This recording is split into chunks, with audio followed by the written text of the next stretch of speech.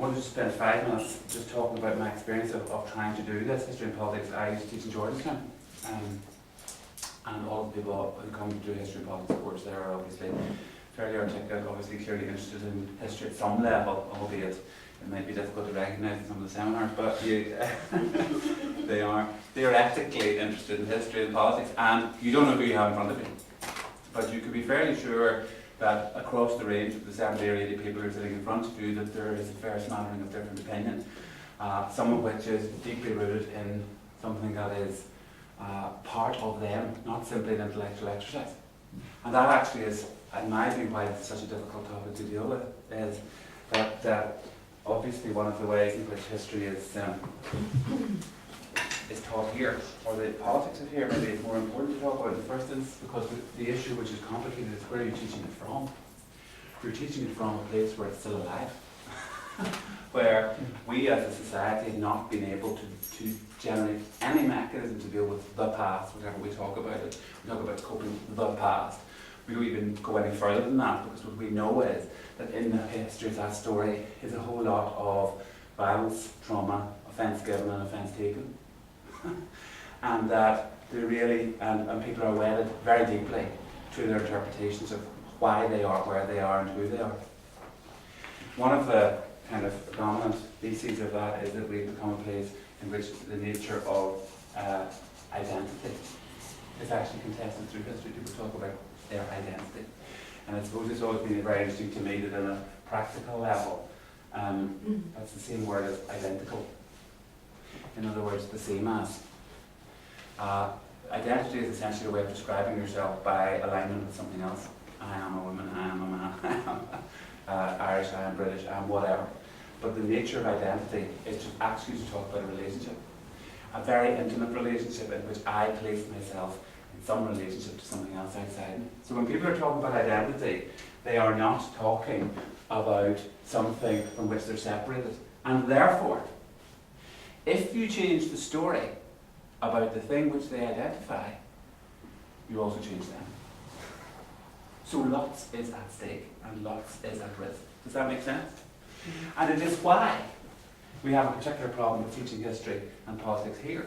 Because in the first instance, the theory that I was kind of given from the grammatical education process, I suppose, was the teacher stands at the front and the pupils take notes. Now I know that that's nothing to do with reality.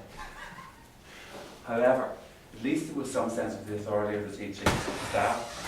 When I used to do this kind of work regularly, I once went to teach an EMU group of teachers, not dissimilar from yourself.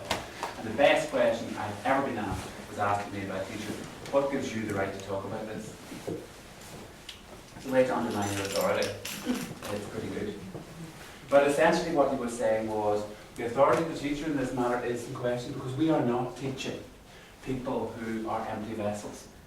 We are teaching people, and certainly in Georgetown, by the time I was teaching those students in Georgetown at 18, I was teaching people who certainly felt that they knew as much as I did. I'm still standing at the front, but they're invested in their income. Does that make sense? And their question of me at the beginning, before they knew anything about me, was never, what is he going to say? Underlyingly, it was always, who's your man? One of us? One of them. Essentially, because once they could answer that question, they could either relax or get in their guard. Because to talk history was to talk about a fundamental question about something which is still alive, but who's to blame for the circumstances? What accounts for the circumstances? What accounts for my feelings? And not only my own, the feelings of all those people around me. And if I have to change them, then I will be put into a difficult relationship, not only with my own path, but with all the people around me who are still in another place. So this is risky stuff. This is risky. It may be giving me a different story from what I've been told in the house. This may put me in a complicated relationship to my parents, to my uncles, to the things that they did. If they've been in jail, if they've been prison officers, if they've been policemen, whatever the situation. This may create, these are invested stories in which identity is at stake. And so the main point I'm trying to make is, this is not something simple around which we go and give facts and describe in that kind of rationalist analytical sense. This at some level is also something we're talking about from inside. And in the world of this, especially if you're dealing in settings where there is political contention arising, the issue that is at stake is not simply rational, the world is also emotional. Because people have things to defend.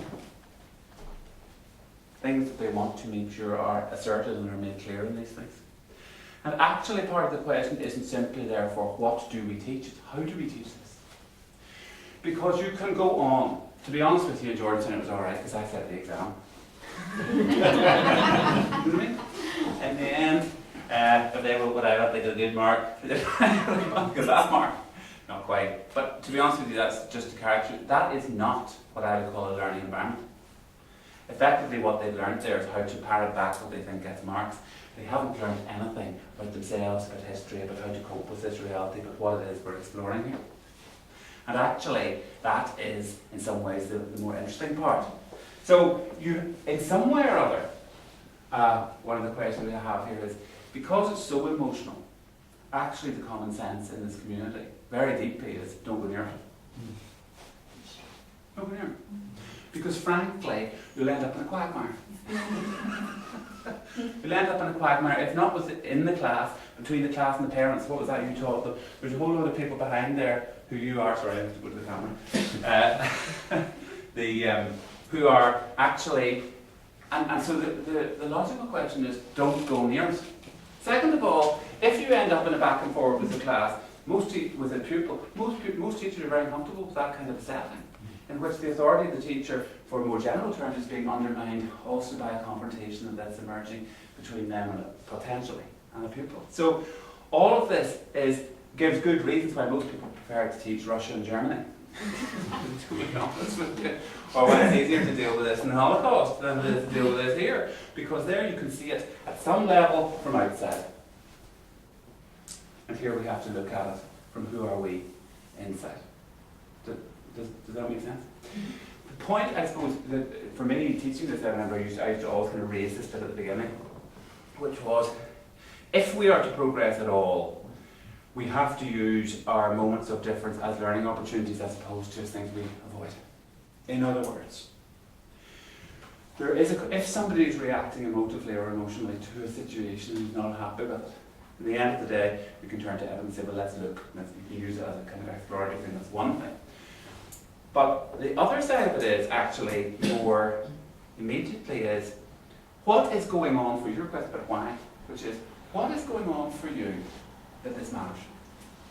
Because I've obviously hit on something which you're invested in. So this might be potentially the biggest insight of all. Why am I saying this and you saying that? And then they try to devise mechanisms in which those become issues to show two things. One, the contested nature of history. Two, why history matters. And three, how there are processes in the historical explorationary method which might be able to help us to actually begin to try to find a basis in which we could proceed. Because anybody who studies history knows it doesn't actually come to any of these discussions anyway. What they do, however, is provide a mechanism for understanding eventually of what kind of things are going on. So the point I'm trying to make is, one, it's an emotive experience. Two, people are looking at it from inside. Three, change in the story is potentially difficult for people, and mostly we avoid it.